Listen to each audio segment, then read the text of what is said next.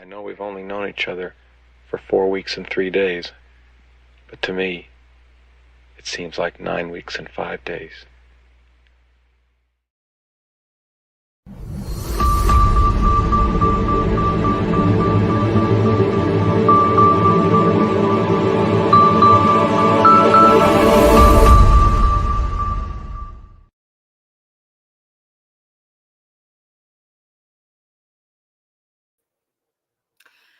Good afternoon, good evening, good morning, wherever you are. Welcome to the Let's Get Growing show on the Urban Gardener channel. Super glad to see you today. Welcome to our show non-show. If any of you have looked at the thumbnail, you will see that we are technically here, but not here.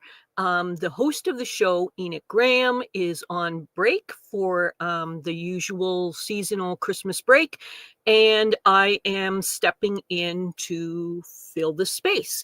And what that means is it's not going to be a formal show, but rather it's going to be a casual hangout. I am super grateful for any of you that choose to come out and hang out with us. Basically, it's a chance for us to support each other, to discuss gardening topics, and because it's a casual show, if you feel like discussing things that are a non-gardening topic, as long as it's nothing that causes a problem with YouTube, I am super comfortable with whatever you'd like to discuss, as long as it's nothing that's going to cause controversy or anything. I am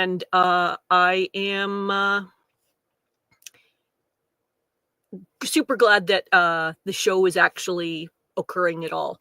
The traditional thing usually is that the show is entirely shut down, or in later years, we've made it so that the chat area is available. I've decided to try and step up so that we can have a little bit more engagement, a little bit more conversation.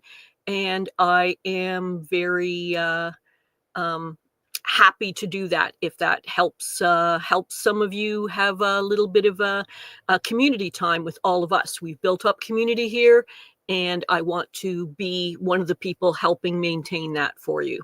So, for those of you that have not met me before, my name is Jay, and I am often known as the J-Bot, but I am the facilitator for the show, which means that I'm not normally a content creator, but rather I'm someone who's kind of behind the scenes, trying to do different things to support the show and support you as a gardener in your journey through gardening. And that's what I'm here for today. I'm just going to discuss a little bit some of the things that we've had in the past in terms of shows or previous shows. And let me just see. Today is the Sunday edition, and in the past we had the Let's Get Growing 2026 outlook, and essentially it showcased some of the new people that will be coming into this current year, and that show introduced us to some of those concepts and some of those people of what will be upcoming that for this year. And just to give you a highlight, an idea of that, it will be a new show, The Green Room, and it's going to be occurring on Monday. So it's now going to be a 3-day weekend, and it's going to feature Enoch, the show host, the originator of this channel, and he's going to combine with Natalie from The Fresh Princess, who grows hydroponically. And together they're going to have some things that are very familiar to you, as well as some new stuff for you to see in the new year, this current year now. Another new thing that will be occurring is Garden Trivia. We're going to be reviving that again, and it's going to feature Brandy from the Suburban Gardenista. So we are super pleased to have her join the team, and she will be part of our community of correspondence within the show. Another thing that happened was we had the Let's Get Growing show reviewing 2025, and we had some of our correspondents discussing some of the things that did happen in that year. We also had Gardener Scott doing his usual garden Q&A, and he is a very skilled, knowledgeable person, and we are so grateful to have him with us on the show. And we also had a community show in which you, the audience, became our guests. And we had some new faces there, and that was a really nice change for us. And also we had the 2025 Let's Get Growing monthly book club with Enoch and MBC, and we did a review of that. So that's some of the shows that we had recently. And just one more thing to let you know about is that we will be having a new show happening, and that will be occurring when Enoch comes back. And we're going to have the Let's Get Growing book club once again, and it's going to feature Sam Kaufman, who's the author of Survival Gardening, and we are super happy to have him. So just to clarify, that's going to be occurring on the Sunday. We are currently on an official break right now, so we're just a casual hangout situation. What's going to happen is one more series of shows, meaning next weekend, Saturday and Sunday, it's going to be a no-show show. So I'm going to be hanging out casually with you without formal bookings, without formal guests or anything like that. But what we can do is get together and support and hang out together. And I'll try to answer any questions, or we'll answer each other's questions. The other thing that's going to happen is around January 17th, 18th, and 19th is when Enoch comes back with full shows for 2026. And so you want to watch for those updates. I'll try and give you details next weekend as I have them, but also look for the community posts for this channel, in which will give you any updates about what's coming up for 2026. So that's some of the stuff that was going on recently. And I'm just going to go to the comments here and just see who has joined us today. And let's see. Very early today, we had Janet McDonald. And so this was before the show. She asked, has anyone grown lamb's quarters? Just read it had lots of nutrients, including complete protein. Only drawback, the spinach has oxalates that are water soluble, so discard the cooking water. Okay, so me personally, I have nibbled on a little bit of lamb's quarters raw, but I've never really fully harvested, cooked it on purpose, prepared it on purpose. But what I did find when I saw your question, and this is a more complete answer for you here, is let's see. I found this link, and here is it completely, is Guten Gardening, who is Paul, who is one of the correspondents for the show. He did a video about this. So we are super pleased to have present that for you. It's called Best Tasting Edible Weed. Lamb's quarters, aka goosefoot, is amazing. And I provided the link for you on the YouTube side. So he is much more informed than I am, and I'm very pleased that one of our local associates prepared a video. There's probably other research that could be done about it, but that's what I was able to find kind of quickly as I was setting up for today's show. So, and if anybody else here in the audience, part of the reason I'm trying to have this live presentation is so that for those of us here in the audience, if you have questions or can answer questions, we're here to support each other. So if any of you know more information about lamb's quarters, aka goosefoot, growing it, eating it, anything that you know about it, I would be super pleased to try to pass that along and share it. And so today, early, first in at the showtime was Muddy Puddles Farm. Super glad to see you here.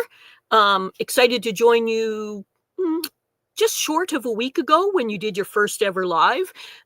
Live streams are a bit of a wild animal. They require a certain amount of a different mindset, and I'm pleased to do them, but they are a little nerve-wracking. I hope you feel good now that you kind of settled in to having that live stream experience, and glad to see you here today. And this is me. I am Jay Dixon, aka Ecology Today, also known as the J-Bot. I live in Huron County, Midwestern Ontario, Canada. And I keep putting in the lee of Lake Huron when I introduce myself in the live streams, in the chat areas. The reason I mention that is because our weather is so affected by the Great Lakes and Lake Huron being nearby, and especially regarding gardening, very much affects us in all the seasons. So that's one of the reasons I kind of point that out as we're going along. And let's see who else is here. Oh, good. Bowtie Life. He's saying hi. That is also Mr. Botron at sometimes. David. I will not be here much. Have an errand that has to get done. Well, glad that you popped in and saw us at all. Very, very, very glad to see you. David has done quite a number of different things to support this channel. He is a person who provides segments for In the Garden. When I'm busy with other things and can't be the facilitator in the chat area, we have Bowtie David as Mr. Botron, and he does a lot of preparation to do a very good job in the chat section, and I appreciate it so much. So he has his own channel called Bowtie Life in the Garden, and I definitely recommend you visiting that. And I kind of skipped past this, but Muddy Puddles Farm also has a channel, and she could use your support. She's doing a very interesting project where she's trying to grow and eat mainly the food from her own land. And that's a project she's just working out the details to, but she's looking forward to doing that this year. So that is a very challenging and interesting journey that she's going on. And let's see, who else is here? Bowtie asking me to smile. Okay. And today we have Robin Gardens. Hello from Chicagoland. Hi to Jay, Joe, and David. Good to see you, Robin. Glad that you're here. Glad for all of your support with the channel.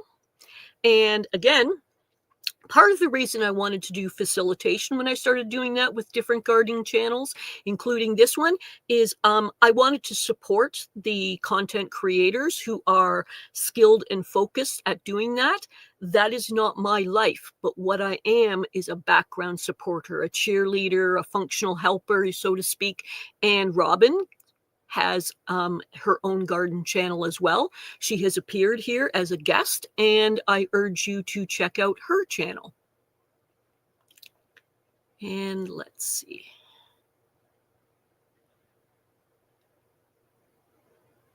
Everybody is saying hi to each other. I'm just making sure I didn't miss anyone. And here is this, Robin saying, Paul just did a video on oxalates. Okay, that out too. Great. I somehow missed that, but I was checking, trying to answer the question as quickly as I could. So you want to check that out on Guten Gardening, his recent video about oxalates. And we have Shawnee Grows. Yay, glad that you're here again. She's also a great channel supporter. She's now a regular viewer, and we are super glad to have her here. She's a very enthusiastic and knowledgeable supporter of gardening in general and this channel.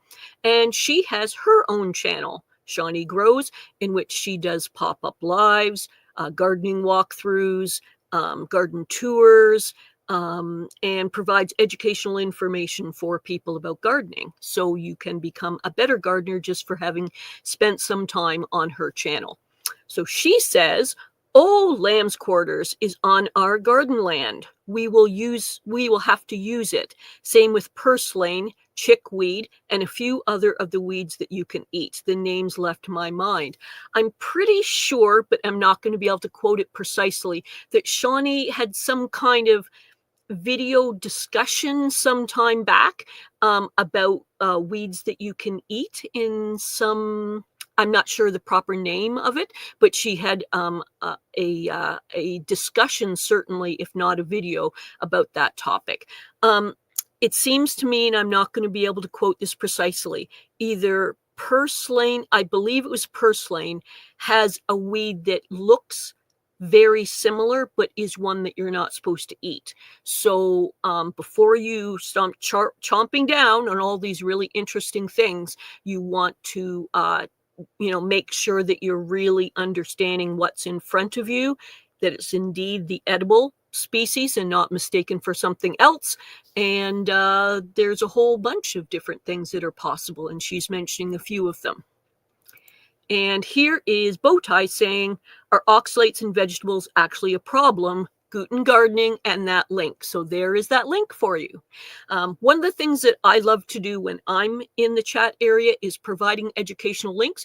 So if there's a topic being discussed, there's an opportunity for you to have deeper learning if you want it. So it's available for you, super easy. And let's see. And Robin saying, Facilitate Botron is on it. Yes, he likes to be known as Mr. Botron when he is doing that facilitation type status, helper to all of us, and I love it. He is very good at it, and I deeply appreciate his efforts.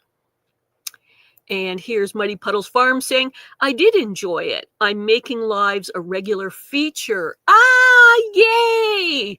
Friday next will be on the 16th of January. Great. Super. If there's anything you're curious about in terms of live streams and how to do them, there's several people here on the chat who do different types of live streams, either scheduled or pop-up. And I think if you reached out to them through their channel connection, like usually there's a channel email address, I'm pretty sure they would be open to give you a little bit of advice if you want it. But you did wonderfully for your very first live. You did absolutely wonderfully. So maybe you don't feel like you need advice. But part of my attitude, and Robin is certain this way, and Shawnee is certainly this way, and Mr. Botron is certainly this way. We feel like we want to grow as we film, as we do things through YouTube and other media, to become better and better every day. And we can certainly learn from each other. So hooray for Muddy Puddles. So watch for that. It's going to be Friday's next one will be January 16th. Okay, great. We will have to watch for that on Muddy Puddles Farm channel. And here is Bowtie saying, for not being here, I seem to be here a lot. LOL. Glad to have you, however you are here. And Robin Gardens saying, long time, no talk. How did you gals chat? I was having fear of missing out. This was, what she's referring to here is last night, Diva in the Dirt, Maureen Washington, she has had life circumstance that's taken her away from the media world for pretty close to, I believe it was about 2 months. And her life has been very, very busy outside of our thing. And she chose to have her first live last night. So I'm pretty sure that's what Robin's referring to. So you want to check out both Robin's channel, but also Diva in the Dirt, Maureen Washington. And she has a beautiful library of all kinds of very informative stuff about gardening. Let's see who else is here. I'm not necessarily going to highlight every comment, but I am glad for you guys being here and anything that you have to say. And here's Shawnee giving a little cheerleading yay to the idea of another live stream happening on the 16th. That's great. And Muddy Puddle saying, it took a while to find a vacant time slot. Yes, if we're trying to be sensitive and cooperative to each other, it's nice to try to not step on each other's toes regarding live stream time. But that starts getting difficult because people in all kinds of places in the world, and Muddy Puddles is in the UK. So trying to adapt to UK time, North American time, Australian time, it's all difficult. Oh dear. Shawnee, I was online past 3 a.m., went to bed at 4:30. Lots of tea today. Wow. Okay. I was in the audience for that show, but didn't participate in that after party. I was kind of in a low energy state of mind last night, but glad that it was fun for all of you. And here is a link. Best tasting edible weed, lamb quarters. Oh, this is the link that I gave earlier regarding Guten gardening, but Bowtie is reinforcing it just in case any of you had not seen that. And I've had lots of fat hen. It's as good as salad when it's very young. Fat hen. Never heard of that. Sometimes what happens with certain plants and weeds is that there's different names in different places. So I'm not quite sure what that is. And Robin, oh, to be so young, about Shawnee being up so late. Yeah, so. And here's another interesting video for you to check out, 7 uses for weeds in the garden. And that's from Shawnee Grows. That was the one that I was trying to remember earlier, but kind of messing up on what's the name. So that's something else for you to check out to learn about that. And here's Shawnee saying, I ordered some seeds today. Yay! A small amount, $25, just to get free shipping from Seed Savers Exchange. I've never dealt with them directly, but they seem like a really interesting concept as an organization, a very different way to develop seeds. And here we are seeing Jersey Girl. Glad to see you here. I don't think I've seen you around very much recently, so glad that you're back. And let's see who else. And Muddy Puddle saying, I always need advice. Learning is a never-ending quest. That's almost, I would say, my philosophy about life. I'm never bored, never bored. I don't have enough lifetime energy money for everything that I find fascinating, interesting, and want to pursue. I need 2 or 3 more lifetimes is what I need. So many great things. And that's one of the reasons why, instead of just moderating like normal, I kind of developed it into facilitation to do a number of functions. But one of those functions in the chat areas is that I'm trying to provide links so that every time an interesting topic comes up, whether we're directly answering a gardener's question or whether it's something that was part of the thing for guests or the host talking about, I want it so that instead of just a 30-second soundbite, you have the possibility of having deeper learning, if you choose, just to simply make it easily available. That's my teaching background, I guess. And Bowtie is saying Similac Nutrition Balm found on a job site. So that's from his channel. And that's another edible weed. And he did, I think he did more than one video, but he definitely did that one. Yes. And here's Bowtie saying, keep an eye on Muddy Puddles Farm. And he's providing the direct link. Fantastic. And for that live stream that will be coming up, but also just any other videos. And I'm going to say it nice and loud. Diva in the Dirt is back. Yes. She is, last night was her first show for some time, and it was so nice to see people there supporting her. And Muddy Puddle saying, I watched Diva in the Dirt this afternoon. It was a great show. Yeah, the actual live portion was last night. I'm on Eastern time, and I believe it was 10 p.m. Eastern. She used to have regular live streams at that time, meaning on Saturday night in the late evening. But as sometimes happens for us, life gets very complicated, and you can't. Sometimes you have to take a little bit of a break for a while, and hopefully she's recharged and has some energy. Bowtie giving us yet another link. Hooray! Love it. or Mr. Botron, so sorry. Not just weeds, a whole salad hiding in my lawn. So this is Bowtie's channel and talking about foraging in Florida. And Jersey Girl is asking, would you be able to recommend some good indeterminate tomatoes that you liked, Robin Gardens? Oh, fantastic. Robin grew tomatoes in a very abundant way this year. And here is agree and check Diva's live last night. It was a nice one. So both Robin and Shawnee were there, and they were there as guests, and I was there in the audience, as well as some other people. So here's the link to Diva in the Dirt, Maureen Washington. She had to step away for a while, so support is especially important right now, and anyone that could subscribe, all the good things, that's her contact information right there.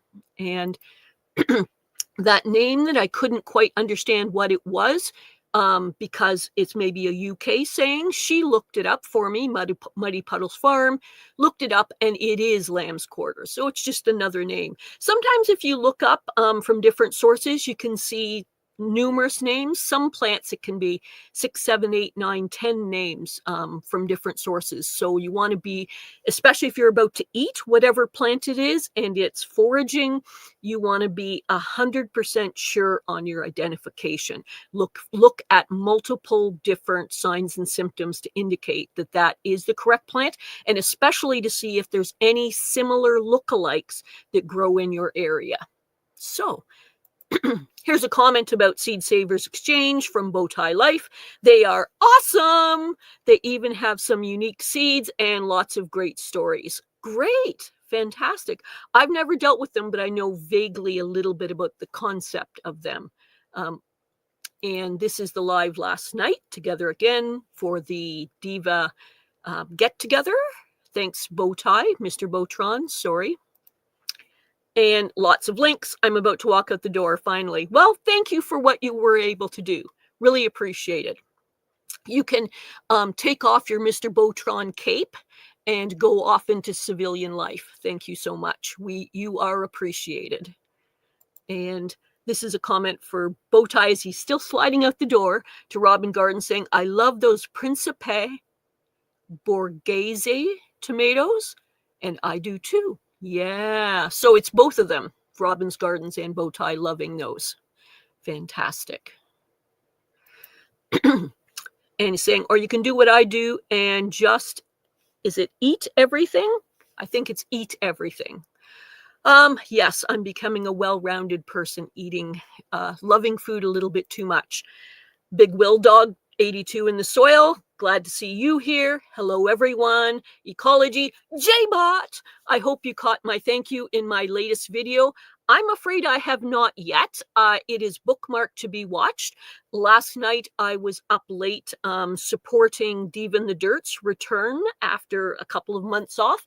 But I have heard little bits about that video that he created.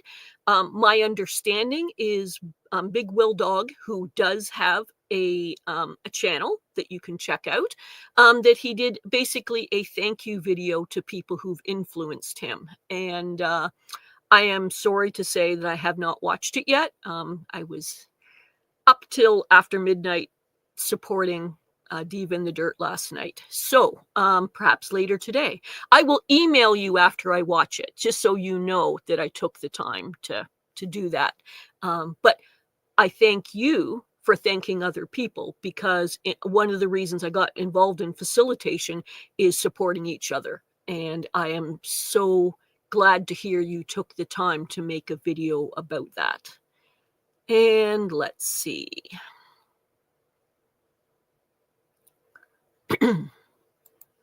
And Shawnee is saying, sneak peek of one of the seeds I bought, Thelma Sanders sweet potato squash. Wow. Never heard of that before. I guess because Seed Savers Exchange, it can be people's more personal projects that you end up with things that's, a little bit unusual, not mainstream. But hey, not mainstream can be a great thing.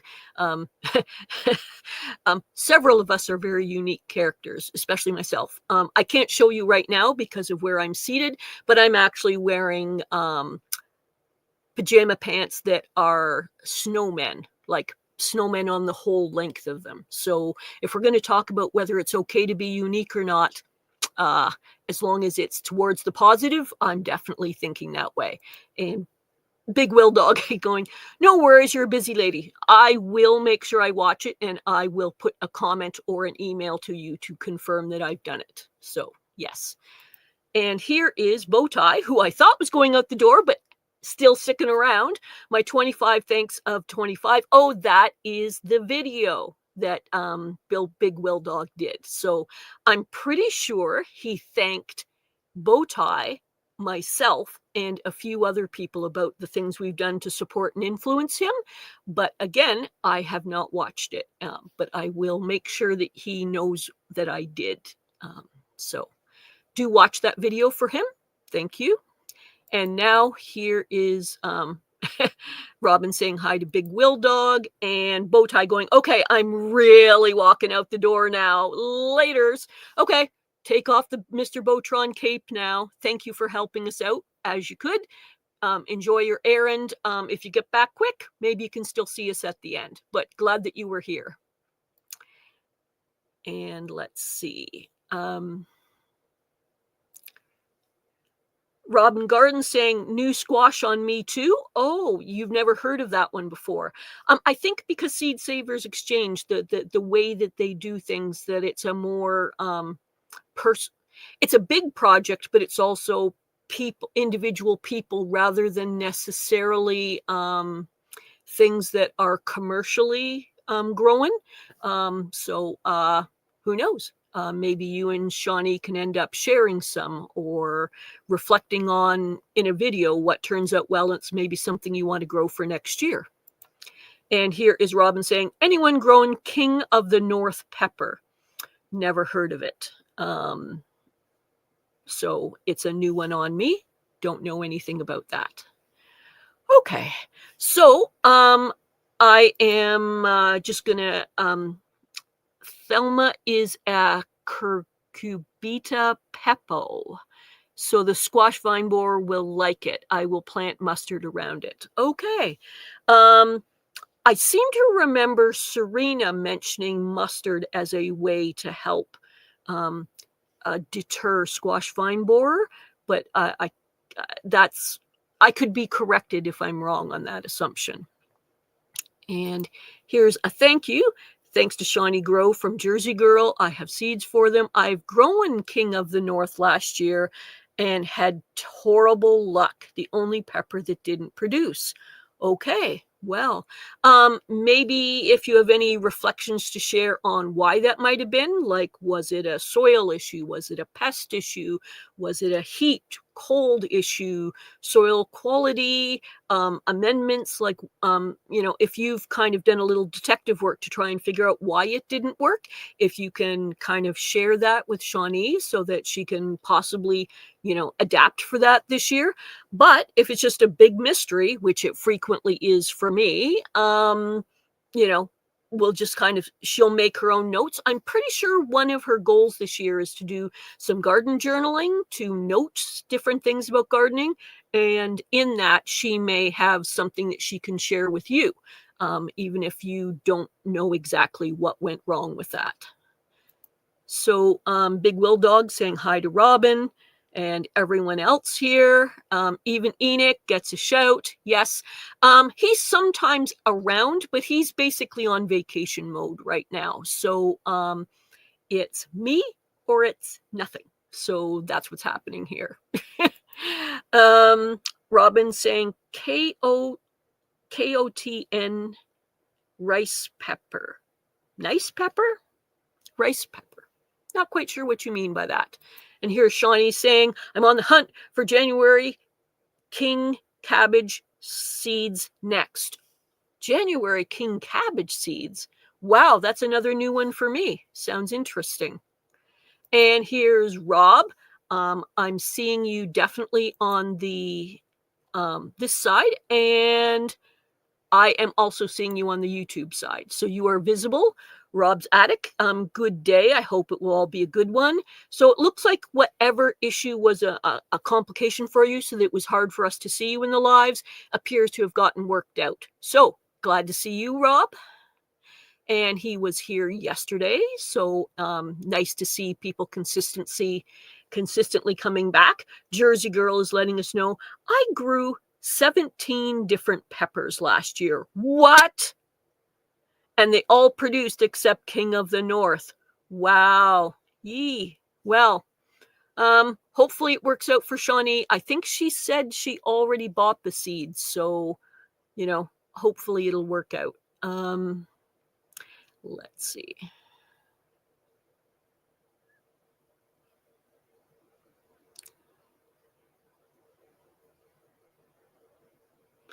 Okay, so that's got us kind of caught up on the people who are here today.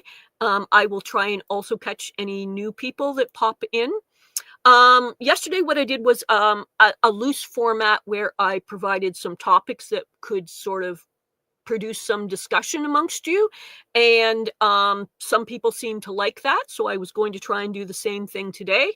Again, for those of you who've come a little bit later, I'm Jay Dixon. I'm usually the show facilitator, and what is going on is that Enoch is on vacation, and that means that normally the show is shut down, but what I'm trying to do is provide some continuity, so those of you that want to have a little bit of community, a little bit of sharing, a place to be where you're known and appreciated, I'm providing that space for you, but it's done in kind of a casual hangout mode. So we're not doing a full-on show like normal. I'm just kind of hanging out here with you. But I thought we could provide each other with gardening questions and answers and just share and hang out together. And so we're in casual, chillax, hangout mode is what's going on. And that's happened last weekend, yesterday, today, and next weekend. And then after that 3-week break, Enoch will be full back, and he is already working on and planning for the 2026 start of the year. And he will be back as normal on the Saturday, Sunday, and new to some of you, Monday shows as well. And the Monday show will be a big grand opening, and it will be featuring Enoch and his new co-host, Natalie, who is the Fresh Princess. So that's kind of catching you up on some of the things that's going on and what we are up to right now. I'm just going to provide just one second here. Again, I am Jay and a facilitator, so I am not quite as smooth in the creator realm as many of you, but I'm doing my best to try and provide something of value for each of you. And I'm going now. Yesterday I provided some banners that were loosely on the topic of winter gardening, and I'm absolutely open for any of you to discuss anything at all you want today. And the only thing I request is nothing that's going to cause problems with YouTube or anything that's kind of controversial topics, but it could be gardening topics, which we are all here for. But if you have other topics about some stuff going on in your life and you would like to reveal that, that's totally fine too. But yesterday I kind of provided some loose topics about winter gardening, and people seem to like me having some banners as some discussion points. So I'm doing that again. And here is the first one. If you could give yourself, the January 2025 self, one gardening tip, what would it be?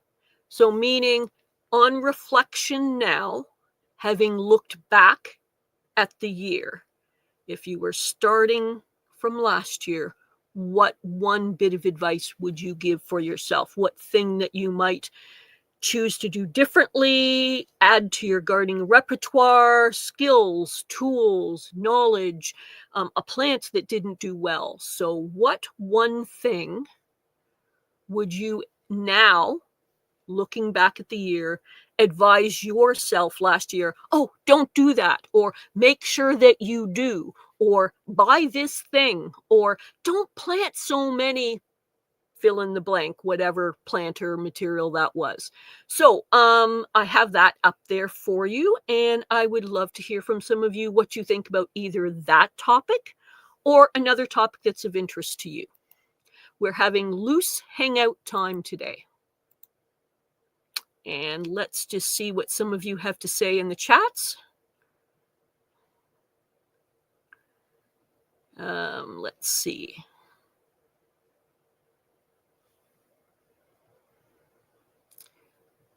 Okay, so this is a discussion, I believe, regarding the tomatoes that we had mentioned earlier. That was a question. So that was maybe 5 or 10 minutes ago. So Robin is providing some answers. Lucid Gem, wow, for taste but not production. Dr.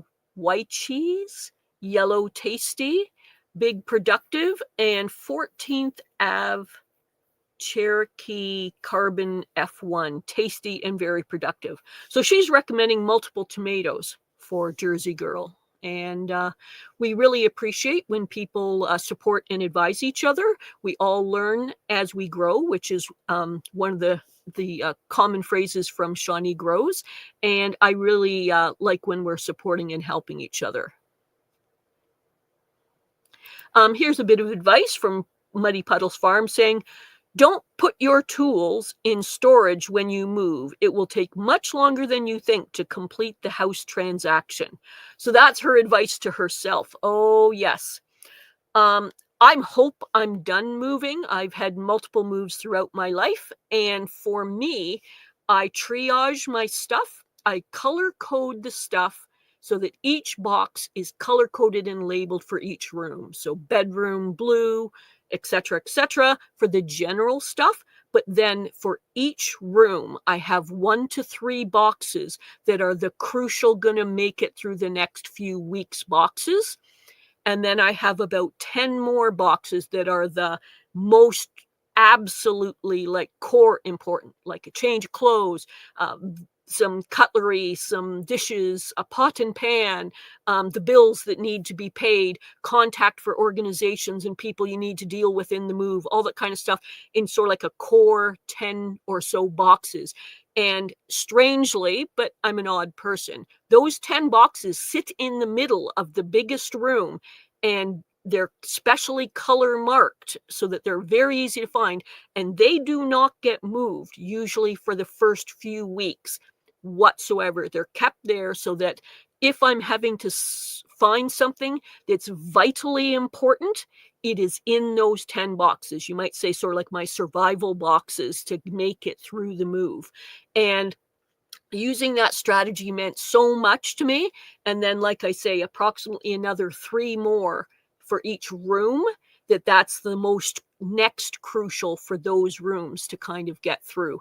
And because honestly, moving, especially at my age, is so exhausting. You're just glad to have the stuff in and safe, that it is a big task to get them out and organized and in the right places and stuff. And honestly, it sometimes takes a while. So I make it through by having sort of survival boxes to get through the situation.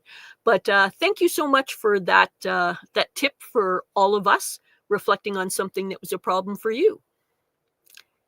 And here's Robin talking to Jersey Girl saying, I totally get that, but wanted to follow if you were. Not quite sure what that's about. Here's Shawnee saying, I would say label each tomato and pepper out in the garden with a large clear tag that is tall. I used little tags in the ground, and once the plants made fruit, I couldn't get to the tag. So there's a bit of advice for her for this coming year. So maybe in the winter months, making taller tags.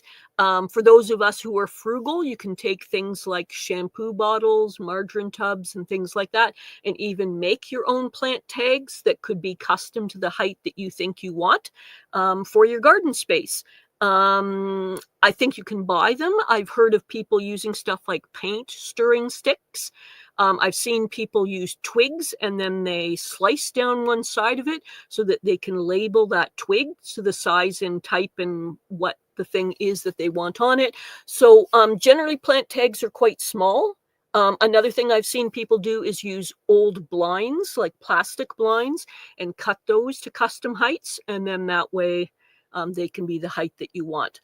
A little advice I have for you, Shawnee, is that what I do is I do the plant tags, and then I take just a scrap of paper, whatever size or type I have available to me, the bigger the better in a way, and I mark that out to make a map for each of my gardens. Sometimes if I get really into it, I will have on the backside a more detailed map for each raised garden section. And so then I have the tag and then I have the map. And the number of times that I've misplaced, like stepped on, broke, a tag blew away, something like that happened, I still had the map. Or if I didn't think to take the map with me to the garden, then I have the tag. And it's not a perfect system by any means, but it's a way that's not very technical and costs virtually no money. Is I map my garden, and if I do multiple sowings, meaning successive sowing or change out the different types of plants, I can literally just scrape out that area, scratch it out, and put in what is new in that place. Costs hardly anything, easy to throw in the seed bag, costs virtually nothing. And that's one of my tips. And I'm not perfect at it, but it's a way that when all else failed, I had another way of identifying what plants were in what area, because I'm not perfect at my plant identification yet. So that's some advice that might help some of you that she's given. And let's see. That's interesting that both of us haven't had luck with King of the North for Rob's attic. So I somehow missed that, but thank you, Rob, for giving that advice that you haven't had very much luck for that type of pepper. And here's Shawnee saying, "Oh, I love free resources. Our state offers classes for gardeners to take online. I signed up for 8 different ones." Wow. I will look into that, but I don't think that's available where I live. The closest we have is sometimes the local public library will have seed libraries, and they will sometimes have seed exchanges. And once in a while, they'll have courses or workshops put on by gardeners to present. But we don't, I'm pretty sure we don't have a formal system in which the master gardeners give courses to the local garden people. I haven't seen it, but that doesn't mean it doesn't exist. So I will look for that. Yes. What I love about free resources is that it's accessible to anyone. So some of the people who need the resources the most, because the cost of food, the cost of the materials for gardening, I want it accessible for anyone who feels they want to put the effort into growing. And I felt that for a very long time. And here's some advice here from Robin Gardens saying, fertilize the green stalk very often as it runs out of feed faster than other containers. Oh, wow. I'm not going to remember this precisely, but in the last couple of days, I've had several people mention that they are struggling with getting green stalks to work for them. They want them to work, and if anyone's got advice for them, but there's been a couple of people mention they've really struggled with plant growth in the green stalk. In fact, I think one person, stopped growing anything in them except strawberries. Not entirely sure. So sorry, I watch a lot of videos, I see a lot of live streams, so I really can't remember who and what, but this was a recent discussion about some struggles with growing in a green stalk. So there's one bit of advice about fertilizing it, and I'm going to extrapolate from that and suggest to people that if you have any other container growing in which the materials wash through very readily, this may also apply to those situations. Let's see. And here's some advice from Muddy Puddles Farm. One of the YouTube people I watch making tags and hang them from the support of the tomatoes and cucumbers at eye level. There we go. Yes. less bending. Thank you very much. Less flyaway, less loss. So perhaps a way to punch it or, drive a hole through it and then hang and attach it to your supports. So that could be on a trellis. That could be on a tomato cage. That could be a range of different things. So that sounds good. Also stakes. It could attach to the stake. Let's say you're growing up in small space gardening and you want to grow up some squash or something like that. You could have that at eye level. Wow, I've not heard that one before and I like it. I like all the advice, but that one is one that's new to me. And Rob's attic is talking about, I grow one called Bright Star and one called Red Star and Yellow Star, and they seem to give good harvests. Okay, I'm assuming we're still talking about either tomatoes or peppers because we've kind of alternated between those discussions, but I love that you're supporting and helping each other. That's fantastic. And here's Jersey Girl saying, not only that, Robin Gardens, I found myself getting aggravated. Don't like the drama. Oh, they're talking about, I believe, social media and how people can, get each other upset. Absolutely happens in the world, but as you can kind of tell by my philosophy, mine is that I'm trying to be a supportive and helpful person to sort of counteract some of that negativity that can happen in the online world. I know I'm just a little factor in that, but it's how I choose to spend my time and energy. And let's see. So there's a bit of discussion and back and forth about that. And here's some further discussion. Whoops. Sorry. This is a discussion between Robin and Muddy Puddles about, it's a great idea. All My Rusty Gardens does her tags at eye levels, and it was a game changer for her. So it's just reinforcing that more people think that's a great idea. And Jersey Girl saying, I'm not a fan of green stalks. I've not had an opportunity to be able to get one because unfortunately the shipping, duty, exchange, etc. taxes means that they're quite expensive in my area. I've wanted to get them for a while, but it's not something that's within my budget right now. And Big Will Dog is saying, I hit my green stalk with liquid fertilizer every other month during the summer. So that's a handy tip for Robin, but also for some other people.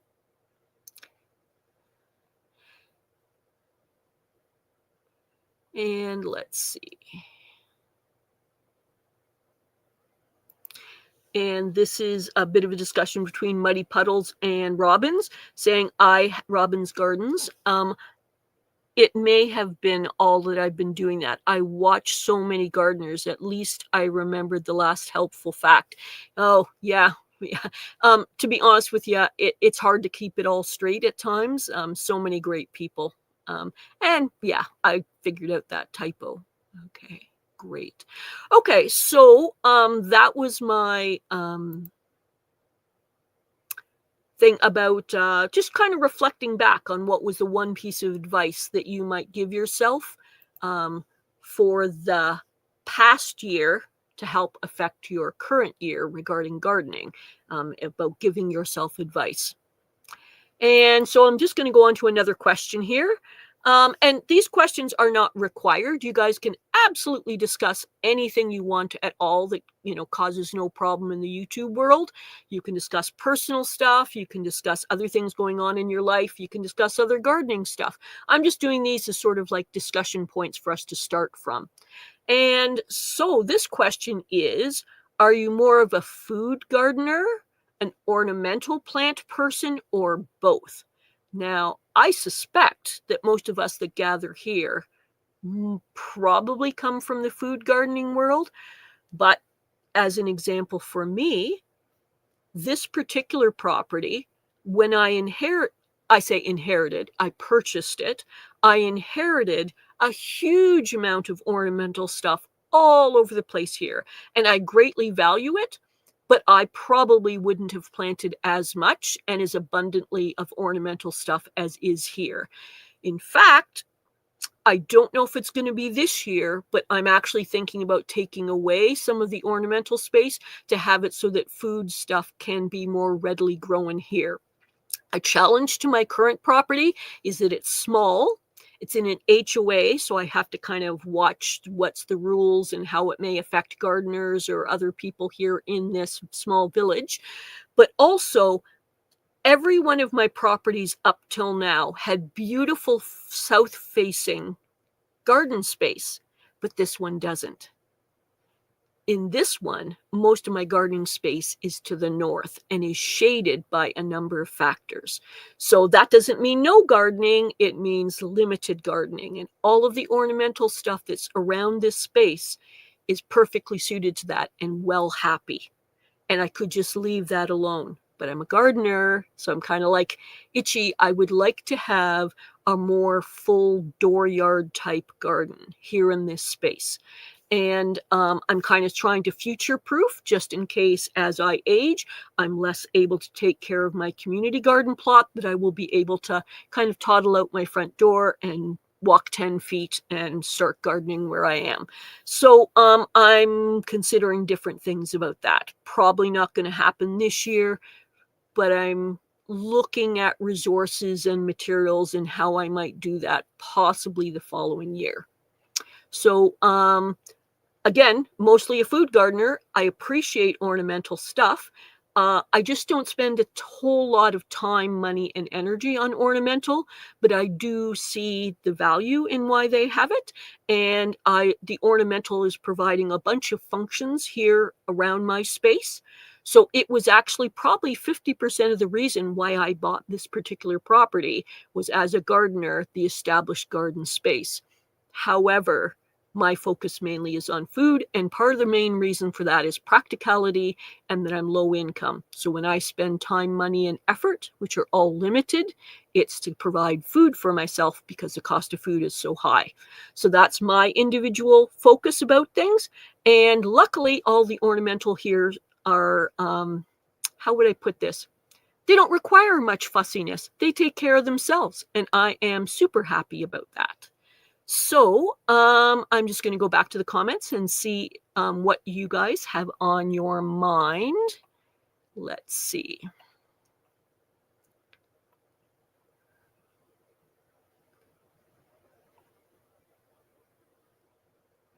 So this is back to those plant tags that we talked about. Robin is saying she, meaning the woman who they got the idea from originally, uses a long plant tag like the ones around trees to label.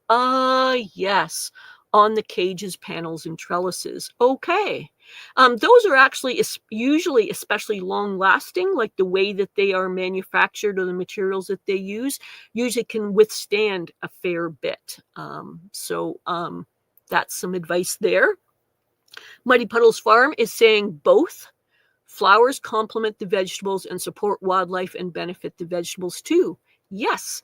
One of the things that I was actually trying to convince my local garden plot is nobody had any flowers there whatsoever. And without pollinators, where are our gardens? And I put a small amount into my garden plot, and we have one person who took it on that turned their entire plot into a pollinator garden. So basically in service to all of us, so that was fabulous. This is Rob's Allotment Gardening, and he is saying, I grow mainly food and my flowers for my garden at home. You do some really beautiful planter flowers that I've seen you start in your attic that are outstanding. Way better quality than I grow. Very, very nice. And here is Shawnee Grows talking to Muddy Puddles Farm, saying, that's what I want to do, label ribbons and tie to the top of wherever the tomato will grow to. Plus, I want to do what Jay said about making a blueprint. Yep. All I use is newsprint from, we get flyers here still. And some of the times the flyers are covered in a blank newsprint. And so I save those blank newsprints as a way to make patterns for either fabric or woodworking or things like that. So it's a big newsprint sheet, absolutely blank. And I utilize those to make maps for my garden, and how much of it I choose to use, how big I choose to make it, kind of varies, but I do one overall map that shows, the main beds, and I label them A, B, C, D, or 1, 2, 3, 4, something like that. You could make cute names for them if you want, whatever you want to do. And then on the back side or the inside, depending on how big it is, I do the thing, okay, so garden bed 1, and then I show the details of what is in there labeled. And it's not labeled fancy, it's just any old writing implement kind of put in there. And I tend to use the same one throughout the season for our growing season. And then as it changes, because some things are finished and they get replaced, I scratch out and just put out what went in its place. And not fancy, not not fancy, not impressive, but works well, costs nothing. And those are some of the criteria that makes me very happy. And here's Robin saying, all got the tip to do that from somebody else.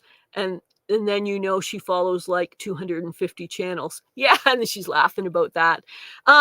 That's the thing, is we're all supporting and helping each other.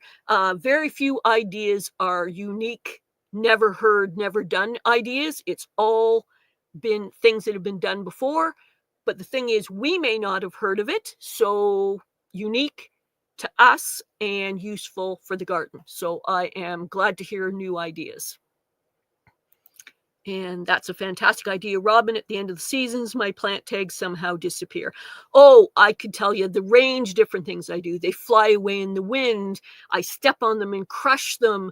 I caught someone pulling one out of my garden because they wanted to see what the thing was, and they started walking away with the tag. And I was at a nearby other garden because I help other gardeners in their garden plots. And I went, is there a reason you have my plant tag? Oh, I thought that was interesting. I might want to plant it so I can remember. Meaning the person purloined, took my plant tag to take it home so that they can grow or do what they want. I don't know if they were intending to bring it back or not, but I was like, here, let me write that down for you. And then I used like a scrap of paper that I had and that said, I'll write this down for you and just keep my plant tag where I need it. Trying to be friendly but pointed about that. It's only happened once, but it was like, that's a little bit pushy, taking my plant tag so it's handy for you. Okay. And here's Robin Garden saying, ornamental, turned head over heels, edible. Ah, yes. Near my house, that's the direction I'm thinking about doing it, because I live in an HOA type community, and sometimes people have a certain attitude about visible edible food happening on people's lawns, so to speak. I've heard of problems but haven't really dug into it yet, but it's another pet project I have for this year, is to make sure that people can grow edible food near their homes. As long as it doesn't cause any problems, I want that to happen. And I am looking at doing what you just said. And Rob's allotment is saying to Robin Gardens, with how many channels I follow, I wonder how she gets time to garden. Oh, about Robin. Yes. Oh, we actually had a discussion in the last couple of days about that. And I'll be honest with you, I can't keep up with everybody's channels and shows. I do my absolute best to be supportive, but busy. Yeah. So. And here's another suggestion. Muddy Puddles Farm is saying to Shawnee Grows, I've painted big stones for my perennial plants. So that's a way that you can have fairly permanent stones, very permanent plant identification.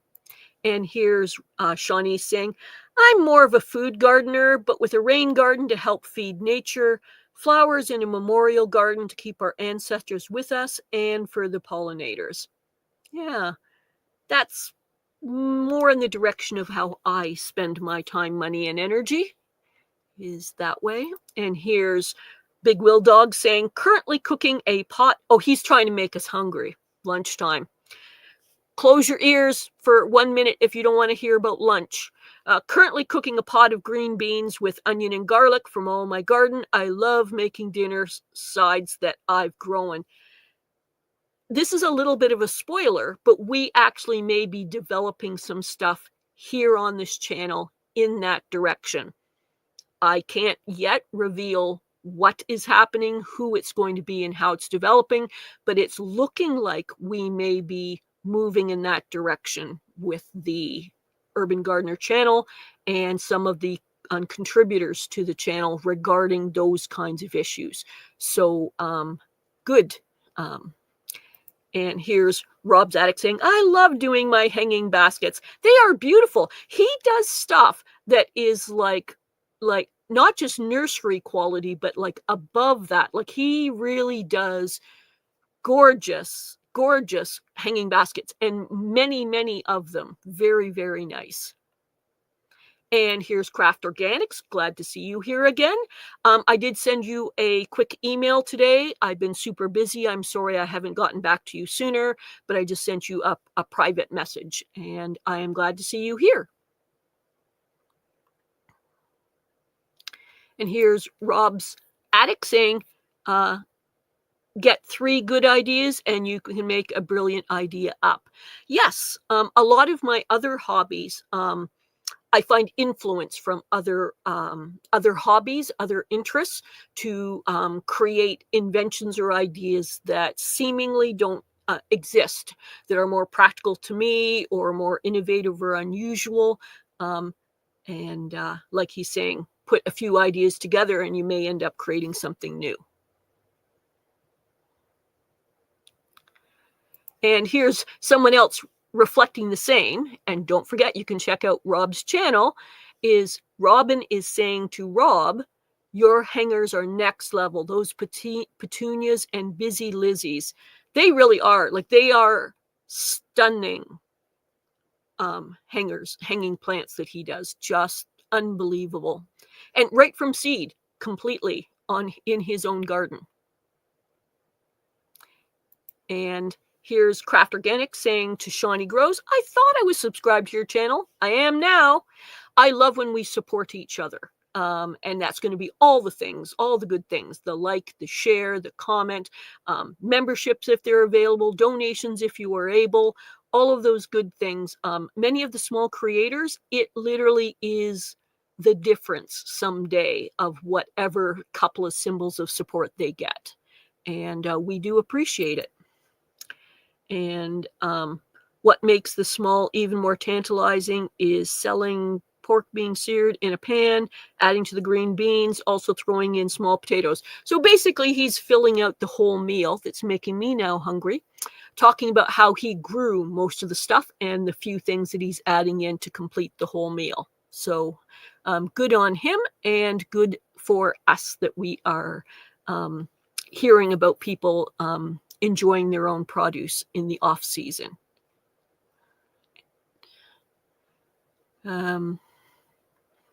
I'm going to skip some of the food discussions. You're all making me hungry. And here's Rob's Attic saying, thank you very much for your kind words, Jay.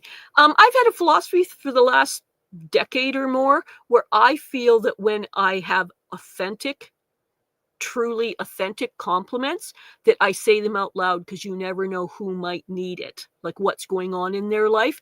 And if it's real, I try to say it out loud for the person. Real and supportive.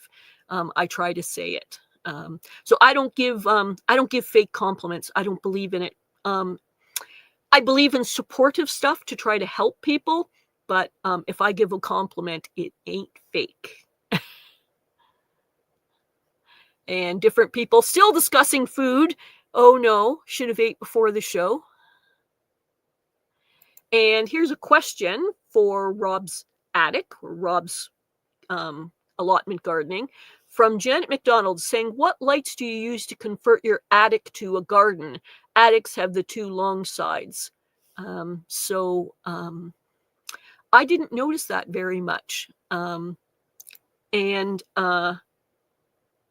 talking about different types of light and a skimpy window and narrow ends.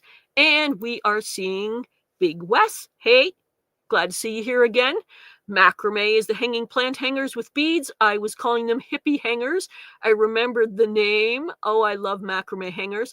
Yes, in the 70s and 80s, I was doing that. In fact, bizarre but true, that was one of my side jobs. Like one of the things that I did when that was really a big trend. I was still in high school in those years, and I would, after school, go and make those as sort of a part-time job.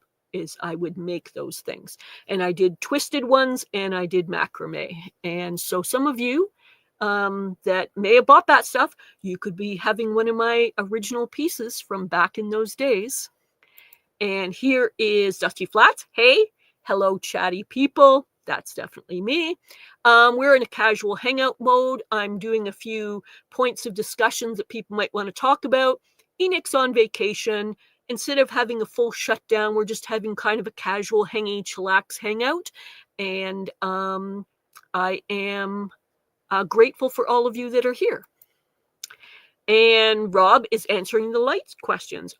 He is saying to Janet McDonald, I've got 12 grow lights, mainly Spider Farmer. Oh, I believe those are higher quality ones.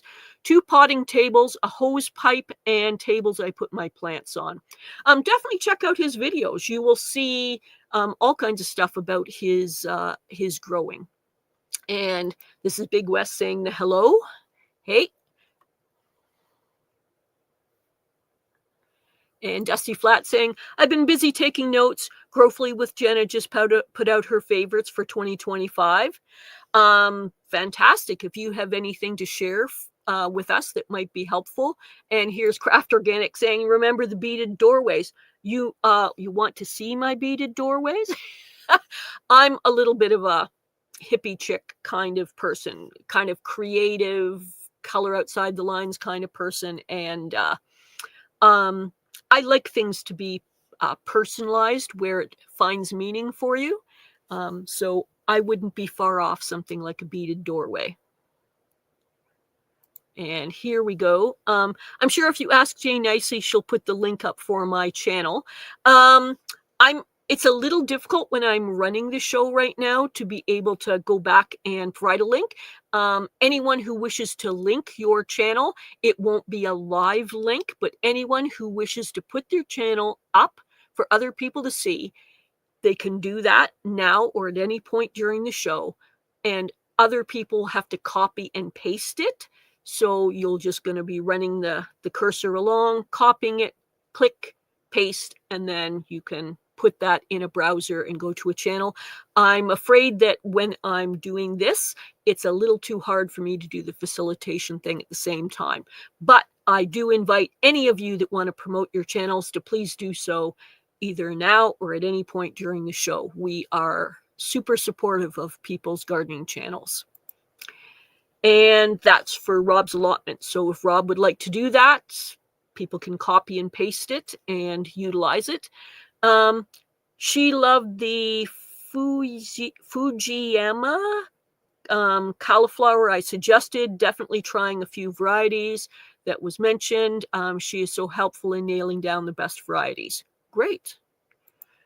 And Big Will Dog is saying, anybody else getting concerned about the effects of our warmer temperatures on garlic? Kind of have a video dropping soon about my worries. 2 things have been worrying me about garlic lately.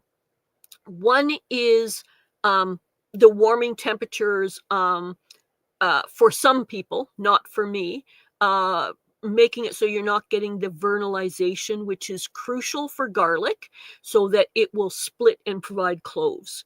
And what some people do in warmer climates is they vernalize their garlic by putting it in a fridge. And I'm afraid I can't research the exact number right now, but I believe it's around 30 days or so of vernalizing, meaning cooling that garlic, and then you can utilize it and plant it.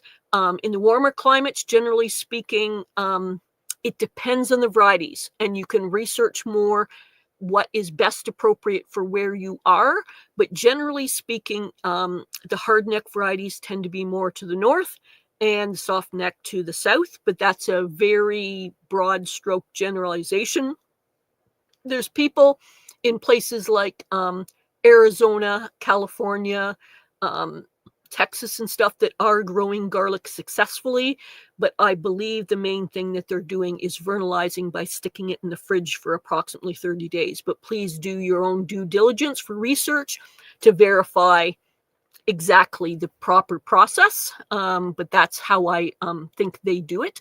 The other thing that worries me about garlic is, and I can't think of the name of it right now, but there's been a I believe it's either a disease or a fungus of some kind that is literally rotting the garlic in space. And once it gets into your soil, it's almost impossible to get rid of. And I believe it's related somehow to some of the onion type diseases. Again, sorry for my vagueness. I don't have a chance to research right now, but it's turned out to be a problem even for some of the most prolific garlic growers in our area. Like, they've wound up getting in real trouble. So that's been a secondary issue, enough that I want to research it to kind of make some decisions. But I did not plant my garlic in the same space, the same place this year because of those concerns. And it is hopscotching and jumping around the community garden right now, and it's a concern. So go over to Growfully with Jenna. She lost her father last spring and just started back. Okay. She's also been a guest on this show, so that's another thing to support, another person to support.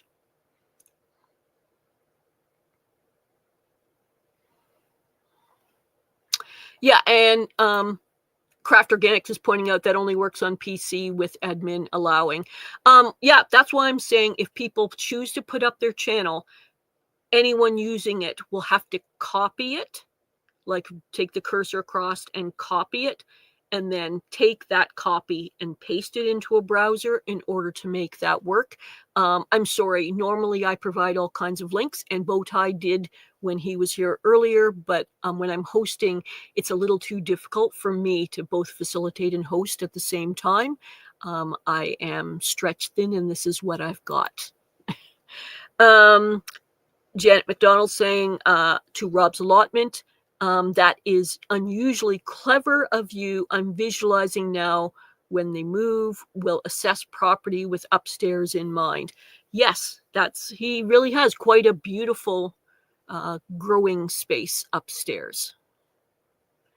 And Craft Organics is pointing out that garlic is getting a false season. Yes, sometimes. And we're actually about to get above 0 temperatures later this week. The garlic can end up sprouting, and that does take a certain amount of energy away from the bulb. Usually not too troubling if it's not too long, either early in the season or midway through the season, but it can be an issue. And here's Feeding Fred. Glad to see you here. Hello, everyone. Happy growing. Glad that you're here.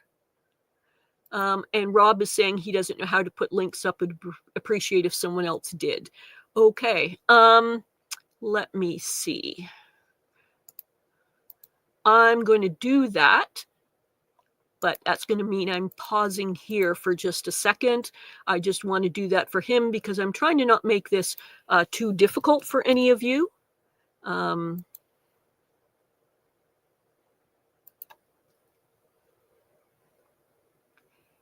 And I'm going to be putting that on my side, which means I'm backstage. So it's going to seem like I'm doing this as the urban gardener, and I am doing this to give you Rob's channel link. And I can't do this for everybody because, as you can see, I'm kind of pausing the show temporarily as I do that. But hopefully that works out for you. And I hope that ends up being a live link on the YouTube side. If it does not, I can try and do it again on the YouTube side. I have both open, but I primarily focus right now on StreamYard because I'm only capable of so much. And here's a quick question. Dusty Flat saying, hey, Robin Garden, how's the shoulder? I'm going to leave that to Robin to discuss, but let's put it this way. Robin did a fantastically generous Good Samaritan act, and when she did this authentically helpful thing, things did not go well for her physically, and she is recovering. And what she feels like sharing, I will leave it to her. And here's a question for Rob Zadek saying, Janet McDonald, do you live in the UK? Oh, and we haven't seen this guy in a while, Jimmy Pickles. Hey, Jimmy Pickles, glad to see you here. We're kind of on a funny seasonal break right now, so that means that we're not doing the full normal show. I'm normally a backstage presence, and I'm basically doing a casual hangout chat with people and not doing a full variety talk show type thing, which is what Enoch normally does. I am not a host. I'm a backstage presence, but I wanted to have a space for the community to be able to come together in the seasonal break. So that's what that's about today. But glad to see you, Jimmy Pickles. For those of you who, again, could want to check out channels, you want to check out Jimmy Pickles' channel. And here's Dusty Flats talking about the update going on with Robin. And Craft Organic saying, I've been having that problem with potatoes for the last 2 years. I kind of missed what problem that was, but I'm guessing some kind of disease or pests. And back to the garlic question, Big Will Dog is saying, I mainly grow hardneck garlic since I'm in Indiana. They're sprouting too much with so much winter season left. I already have tons of leaves. What I tend to do with my garlic is I pile them extra high with snow when it arrives. Well, sorry, I've misquoted myself, misstated what I meant. I do a big pile of leaves, chopped leaves on top of them as soon as they're planted, so that provides basically a type of insulation so they're less likely to grow. Then when the snow arrives, I pile snow on top of it. And I pile so that when there's melting, it's less likely to directly affect the garlic. Again, a bit of sprouting normally doesn't cause problem for most garlic. People worry about it, but it's less of a concern than people think. It's not a zero no problem, but it's an area of concern, but not likely to be a real issue. And here's some people saying hi to Jimmy Pickles. It's great. I'm so glad that you are here today. And here is Rob saying, I got bad rust on my allotment, so only grow garlic and leeks at home in pots. One of the people that I help with gardening here where I live has super bad rust in the mint, and I can't seem to be able to do anything about it because of the nature of mint and the nature of the space. It looks like something that we're not going to be able to easily resolve. And this is a note for everyone from Dusty Flat saying, Growth Leaf with Jenna tests seeds from suppliers in Ohio. And here's Rob's Attic saying, I had a visit from the police to see what I was growing in the attic. I had that happen to me about 10 years ago. I lived in a different small village that was very tiny. And because of the size of it, everybody kind of communicated and gossiped amongst themselves. And what I did, because I am careful with my money, you can word that however you want, is I had my plant stand of my plant starts for my vegetable garden right in my front living room window because it was south facing, good and visible. And what I did was got the sun to work for my seedlings. But as most of you experienced gardeners know, that's not normally enough. So I supplemented it with some grow lights in that stand. And it was very front and center, very visible to anyone who wanted to see it from the inside or from the out. And I had someone from the community policing come around, not an actual police officer, but someone who's associated with the community policing organization say, I'm just a little curious about why you have grow lights happening in your big front window there. And it was all innocence to me because I was growing vegetable starts for my garden. So it was a polite inquiry. It wasn't a heavy-handed knock at the door.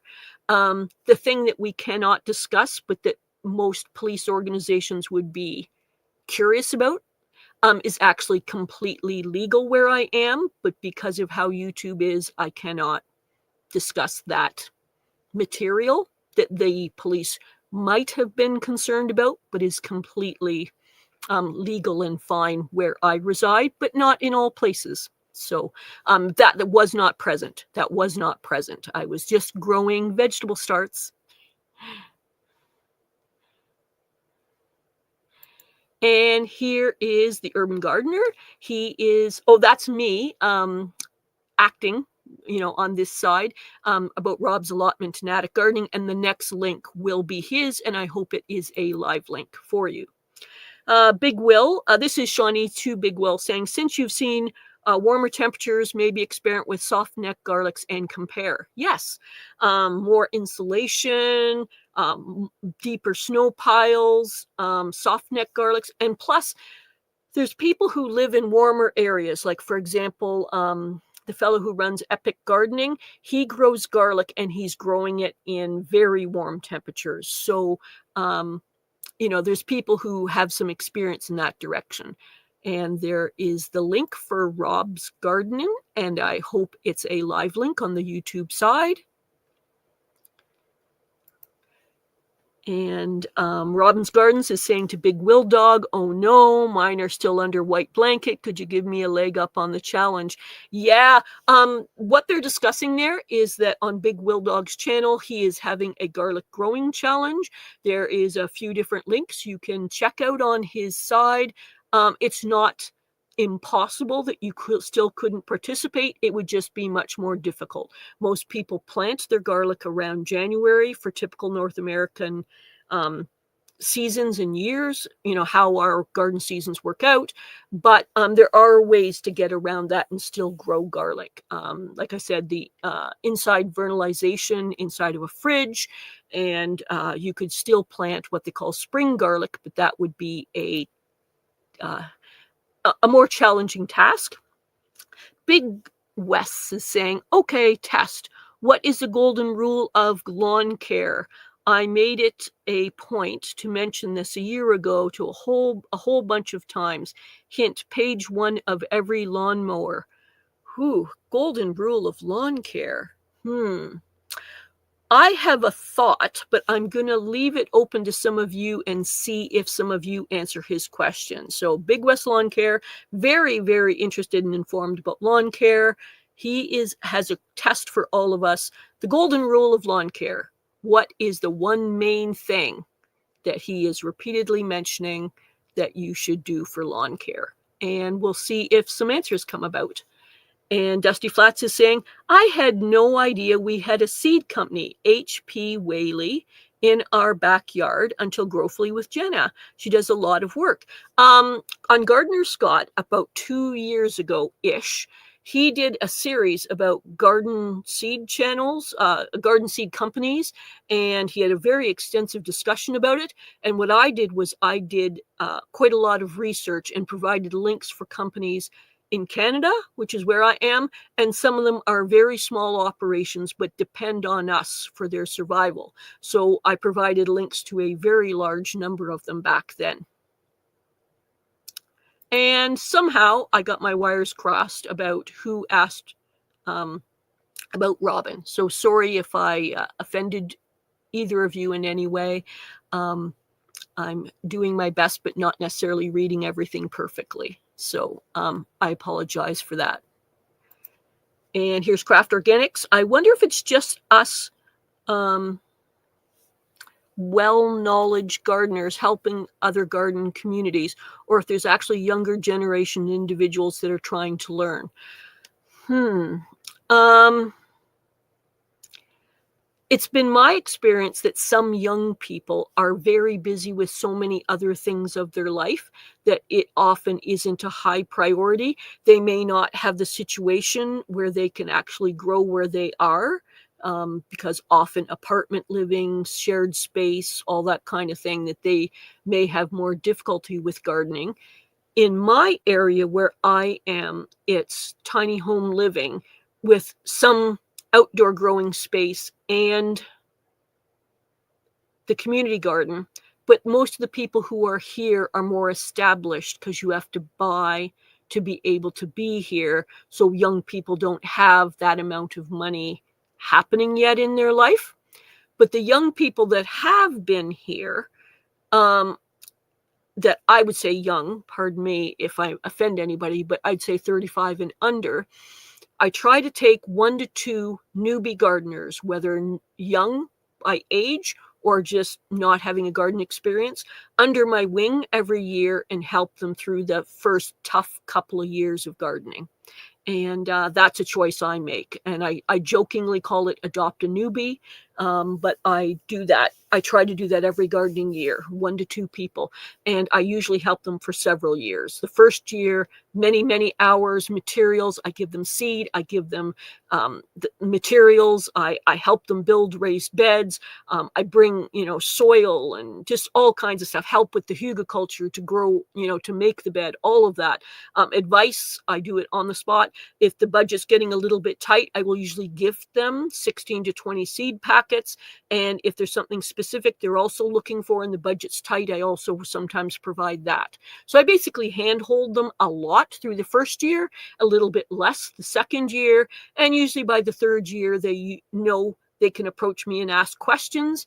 And it's a little bit less at that time. Do things like help them with mulch, just all kinds of stuff like that. So I call it adopt a newbie, and generally it's young people. And here's Big West clarifying. Page 1 of every lawnmower manual I meant. So he had a question for us about that. So we'll see who comes up with any answers. Feeding Fred said, years ago, I grew up in my cold cellar. I got so paranoid when choppers would fly over the house. Oh, yeah, the substance. Yes, I can imagine. It's something that, unfortunately, because of the rules of YouTube, we have to avoid discussing because it's not everywhere that it's okay. Anglophile.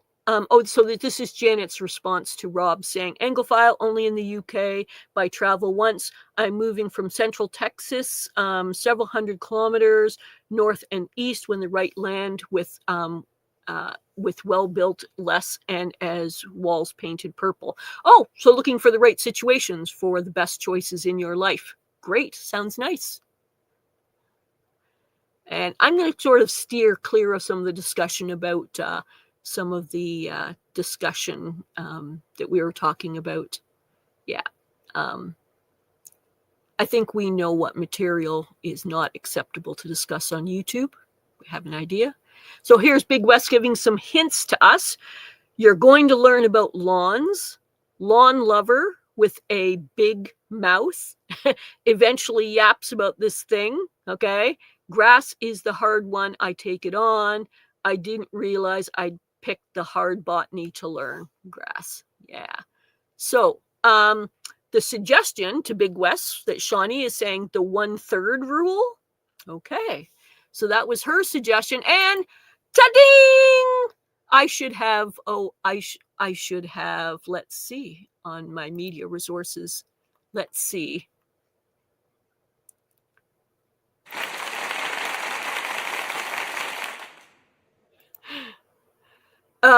So that's Shawnee Grows, the first person to come up with the answer. So Big West is saying, yes, right on, Shawnee. Awesome sauce girl.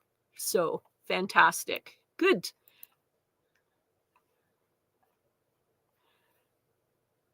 And as far as I could tell from what I was able to discern in the messages, she was the first person to respond and was correct. So that's great. And here is a discussion, craft organics. Grass is only hard to maintain if you don't use native, which nobody uses unless you're aware of the native grass to use. Yeah, it can be complicated. And hooray for Big West because he's saying, made my day. Great. Yes. So somebody was paying attention. Fantastic. And yeah, I'm going to skim through some of this because I'm getting a little bit behind. And this is Robin saying, yes to Big Wes. Awesome. Yay. I also thought about when not to cut your grass. Yes. So the answer, in case some of you missed it, was Shawnee answering the rule of thirds. So, and here is Rob's allotment saying, I had them trying to climb over my garden fence, told them the dogs would get them if they asked me what the dogs, I told them Cavalier King Charles. Yeah. So there's all kinds of different growing going on. And here's back to the garlic thing. It's saying, this is Big Will saying, I've kind of already had some soft neck going as an experiment. I'm not in trouble yet, I think, but being too helicopter garlic parent. Well, there is certainly a few eyes upon you for creating your garlic challenge. So, yeah. And here's some discussion of that. Craft Organics is saying the 1/3 rule says always make 2 passes towards the lawn.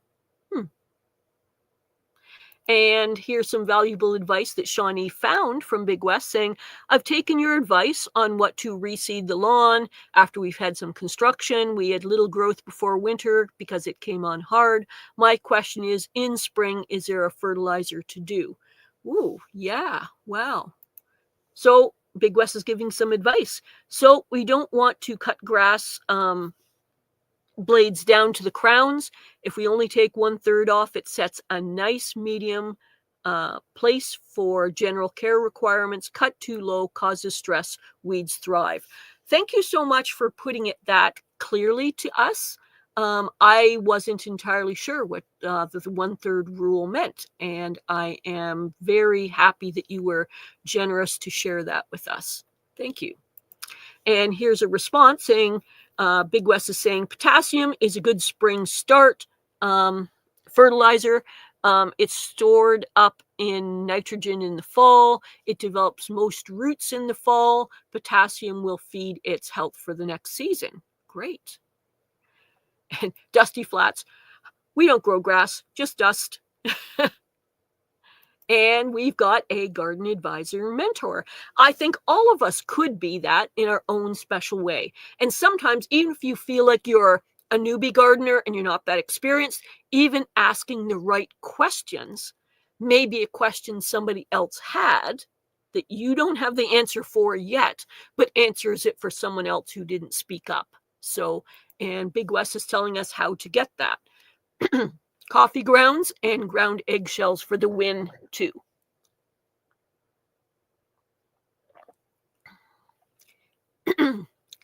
And a discussion about equipment maintenance, and relating to that is sharp blades on the lawnmowers. And more discussion about grass is same problem with the pasture. If you graze over, you get weeds. So sorry about that. Big West's lawn care is saying sharp mower blades give cleaner cuts and reduce fungal rot later in the summer season. Great. So we're getting lawn care advice. This is fantastic. And just one more little comment here. Ashes is a good potassium. Muriate of potash is the non-organic cheap crap. Sulfate of potash is the accepted store-bought product. Great. So I am very glad that we had this experience where we had someone who is in the industry sharing advice with us about those who want to do better lawn care, about just even a few snippets of what we could do to have more success in that area. I'm just going to go for another question. And another question, and feel free to discuss anything you want, but these are just some guided questions. Do you miss gardening in the winter or enjoy the break? So for me, because I'm getting older and less able and quite frankly tired because I'm multiply disabled, I actually kind of enjoy the break. Mentally and physically, all that's needed to keep my garden going. I look forward to having a different focus for a while, but in order to try and keep myself more fit and more able in the winter season, I snow shovel. And I snow shovel usually excessively at my own home, but also to help other people. I live in a Nordic country where snow is extremely abundant, and I snow shovel anywhere between an hour to 3 hours at a time. The most I do in a whole day is about 5 to 7 hours of snow shoveling, and that helps keep me more fit and able for gardening. I like that I can focus on gardening for a certain amount of time, but I like having a break. Also, when I get to it, and I hope to do that this year, is to do some indoor seed starting. And that gives me a different type of focus to do indoor gardening for those weeks and months. But I like that I have seasonality here and a bit of a break from the gardening season. So how about some of you? Do you miss gardening in the winter? Do you enjoy the break? Or maybe you live in an area like Bowtie does, where there is hardly a break. It's slightly different seasons, but the gardening is, because of his heat in Florida, he has quite a bit of season available to him to keep growing.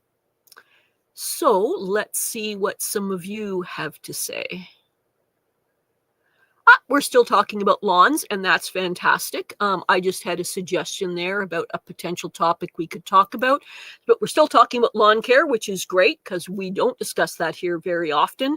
Big Will Dog in the Soil is saying, thankfully, my lawn is 60% native weeds, 40% grass. I cut it relatively short due to how fast the weeds grow and what soil is moist. And here is Rob saying, sounds like our lawn. And Robin's Garden is saying, my lawn is grass, violets, creeping Charlie, and dandelions. So it blooms purple and yellow. Yes, mine is pretty much that too. I don't put a whole lot of energy into lawn care. However, I used to run a landscaping business, and some of my clients really did want your typical, very perfect looking lawn. And I would put that effort out for them. And I did it mostly organic and by hand methods, which are not as efficient, but I like doing things in ways that are healthier, in my opinion. And usually I would, it was a change for me to put that much focus on lawn care, but I would do it because it would make those people happy. I just saw a video where someone had a costume on while using a snowblower. No, it wasn't Jay, as she uses a shovel. For those of you who aren't around a lot, I don't have any pictures right now to share with you, but usually the vast majority of the time, say 80% of the time that I go out and snow shovel, I do it in costume. How elaborate the costume it is depends on the weather conditions and what I feel like doing, but I am everything from a banana to a hot dog to an elf to Santa Claus, to a seagull, to a panda bear. And I go out and snow shovel in my small village in the public paths wearing such costumes. Sometimes it's just a very basic onesie. Sometimes it's something that's a little more elaborate. And I do that because it amuses me greatly. And it amuses some of the passersby. And for some people have actually walked up and told me when they're dog walking or walking with their grandkids or whatever they're up to in the day, the people who see me frequently say it makes their day. Or sometimes they go, I can't wait to see what you're wearing tomorrow. You're going to tell me? And then sometimes they go, no, don't tell me. I think I want to, be surprised and see what you're wearing tomorrow. So it is absolutely silly. There's a certain amount of it that is practical because onesies act somewhat like a snowmobile suit. But essentially, I'm doing it to amuse people because sometimes in the winter, people find it a little bit oppressive, and I'm trying to have at least something silly for people to laugh at for a few seconds. And I'm willing to be the butt of the joke, so to speak, if it makes somebody happy, even if it's just a transitory happiness. And it's also practical. Like I said, I'm still outside doing a practical, helpful thing, making the paths and the entrances to the building better for the seniors and disabled people. And depending on the timing after the show, that's what I'm going to be going off and doing today and tomorrow. So it's my way of keeping some fitness, the availability to be out to the light, which is important for mental and physical health in the winter months, but also it's my way of giving back to the community on a consistent basis, and making it so that the standards of the winter clearing is better for people who are mainly, I'm worried about the seniors and disabled people, but it's for anybody so that they can more readily walk about and enjoy and go to the other events in our town and our little village and do it healthy and well. And slip and fall injuries are a very serious thing for seniors and disabled people. So Big West is saying you can always toss seed out in the snow melts and let the strong ones pop and give some fresh cultivars to interact with the old grass, weeds that feed the soil, and not be bothered. I respect weeds. One of the things that I did that was helpful was I would keep in a pail and then eventually in baggies in my pocket, for sure grass seed, and sometimes grass seed mixed with other stuff like topsoil or other stuff, but basically usually topsoil. And I would just, as I was going out and doing the weeding of the space, as soon as I cleared a space and removed a weed from an area that was supposed to be lawn, I put the grass seed right in there immediately. Even if I didn't do fussy care to take excellent care of it, if there's an opportunity for a weed to go in, it will. And so I put the grass seed in place immediately. I didn't do it fussy and fancy. I just simply put it in that spot. So Robin Gardens is saying the break re-energizes me for the next season, but I do like to grow inside to scratch the itch. Microgreens and seed starting and soon sprouting. Yes. Right now, Shawnee's Grows is doing some of those things, and I have done those types of things in the past. I've got to get back into the saddle, so to speak, about doing those things. But it's another way of having fresh organic stuff right available for you. So, yeah, I like to have a different focus for a while so that I can appreciate the next phase of gardening. And it seems to be similar for you as well. And here's Dusty Flat saying, it's in a dry season, I mow once. Yes, I adjust my mowing depending on the grass, the conditions, the weather. I'm sort of a minimal mower. I do what's healthiest for the grass, in my opinion. Not a professional like Big West, but try to do the right thing. And he is saying, I will eat or drink anything I feed my lawn, natural. Yeah, I'm pretty sure you told me you had from what's the name of the guy? There's another channel that sometimes precedes our show on Saturday. Garden Like a Viking. I'm pretty sure you told me you've had some influences, like you've learned some things about nutrition for the soil from him. Yeah. So, yeah. And here Shawnee's saying, I miss gardening so much. I feel so lost what I'm supposed to be doing with my time. Well, Shawnee, you can come to my house and clean. Just kidding. Just kidding. Janet McDonald is saying to Rob's attic bungalow in the U.S. is a small detached 2-bedroom. So they're talking about types of housing and whether there's going to be an attic available or not. So they're kind of discussing that. And here is Big West saying, my dandelions left, a bit of creeping Charlie and white clover in my bluegrass. And talking about his, and Shawnee speaking to him is saying, oh, you've never taken worm casting capsules. Oh, in terms of eating, because he was saying that he eats whatever he puts on his lawn. Yeah, so. And here's someone else talking. Muddy Puddles Farm is saying, I miss it too, talking about gardening in winter. I try to focus on maintenance. I also plan way too many projects. My list is at 18 at the moment. I came across someone who actually had pages of plans and organization because that's an important focus for them. And talking still about lawns, my lawn is used mostly for composting, which provides a biodiverse green source. Might or might not be perfect, but I worry less about it. And we've got Mr. Botron back in the house. Mission accomplished. He helped us out at the beginning of the show for maybe about 15 or 20 minutes, and then he had to go off and run an errand, and he is back in the house. Glad to see you again, David. Now Mr. Botron, I guess. And Big Wes and Shawnee are sharing information there about worm castings and biochar. And here's some discussion with Robin's Gardens to Big Wes because he's quite informed about lawn care. Oh, the clover. I do have tons also. Blooms white later in the season. Yes, yes. And they're talking about biochar and lawn care. And let's see, I'm not quite sure how far behind I am. And here we are discussing about missing gardening. The topic we're discussing, Bowtie, is whether people miss gardening in the winter or appreciate having a break.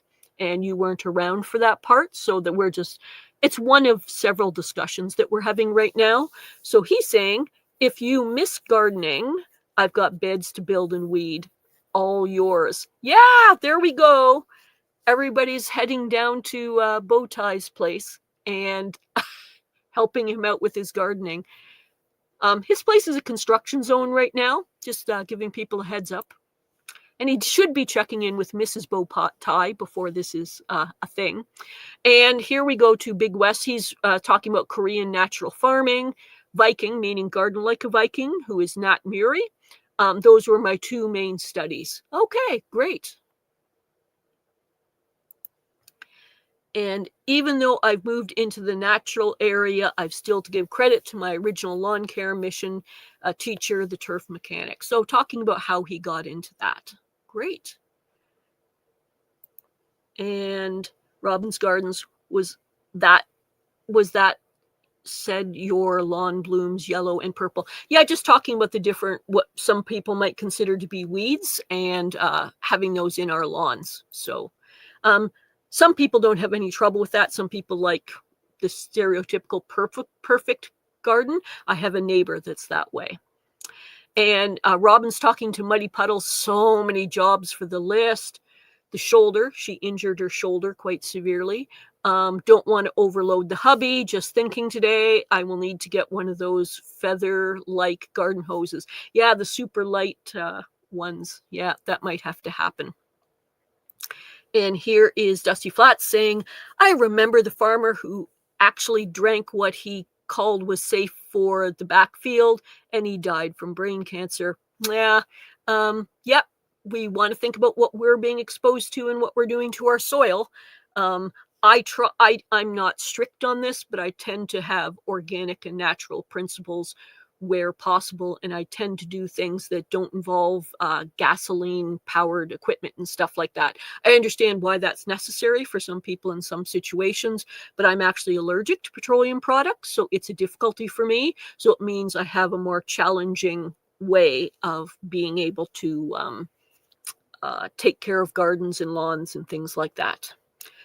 So, and here's someone else saying, Bowtie is saying, I don't mind weeds, happy with the same ratios as Big Will Dog's soil in lawn.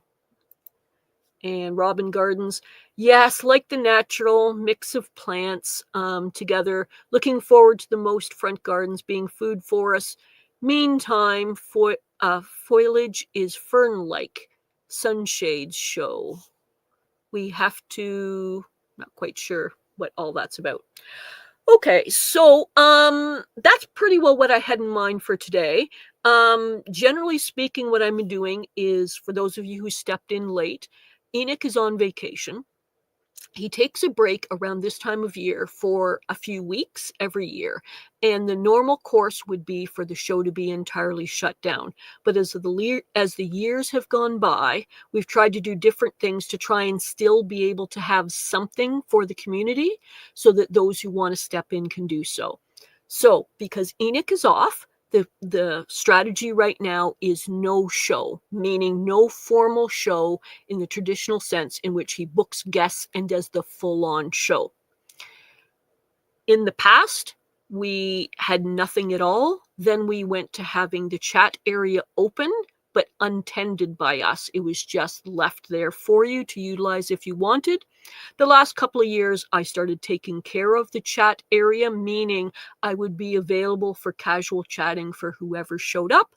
But Enoch gave me the keys to the shop a couple of months ago. So now what I'm doing is I'm doing a casual conversation where we're just chillaxing and discussing whatever topics come up, not a formal full-on garden show. And we try to respond as best we can to what reflects you as an individual and the community. And that's what I'm here for, is to try and have a space and a place for you as individuals and you as the gardening community that we've tried to build up. And that's what I'm here for. The current plan is to have one more week in which Enoch is off, and this is the way I'm choosing to do the show. I'm absolutely open to suggestions because, in my opinion, I'm doing this for you. And if this is the way that you like me to do things, I don't mind hearing that. If some of you would rather I not have this more relaxed visual portion happening, we can go right back to text only. But I feel like that's a little bit limited. But again, I want to reflect what any of you have to say. I did mention this last week, and I haven't seen anything in the comments where people seem to want me to do it differently than I currently am. So this is what I'm going to go for. Right now, I have a few sort of discussion cards available of things that we may discuss already prepared, but maybe some of you have certain topics of discussion that you would like to hear from other people in the audience or from me about. So the plan is for next Saturday and Sunday, more casual, relaxed discussion. If there's specific topics you would like to hear about, or if you'd like a different format, let us know in the comments below after this video is finished, this live stream is finished. The current plan is for Enoch to be back, and he is going to be back not next week, but the week after, which I believe is January 17th, 18th, and 19th. So the Saturday, Sunday. And why did I say the 19th as well? Because a new thing is happening where on Monday he is creating a show that will be with Enoch and Natalie together. And I just need this comment to disappear. So that will be happening after the winter break. And we are excited to have him back again. There's going to be new things happening in the show. One of the new things that will be occurring besides the Monday night shows, which you will get more information for you next week, is we will also be having garden trivia returning to the show with Brandy from the Suburban Gardenista. She is someone who has been in our show in the past, but is returning to provide that role for us. And there's a couple of other surprise people who will be part of some of the new format that will be occurring. So next week, we are going to be having another casual get-together, a casual show where it's just going to be hanging out with me, casual discussion. I have a few topics in mind for us to discuss, but if any of you have any feedback for me, because this show is for you and about you, if you have specific topics or formats that you would like showing next week, let me know in the comments down below once this becomes live. And that's the main things that I had going for this week. Thank you so much for being here. I appreciate all of you. I am Jay Dixon. I'm normally the garden facilitator here, but for today, I am the host, and I can't wait till we get Enoch back again, and that will be in, I believe, just short of 2 weeks from now, and we will appreciate him being back. Thank you all for being here. Hope to see you again next weekend, and I'm just going to say goodbye for now. Thank you all. Bye.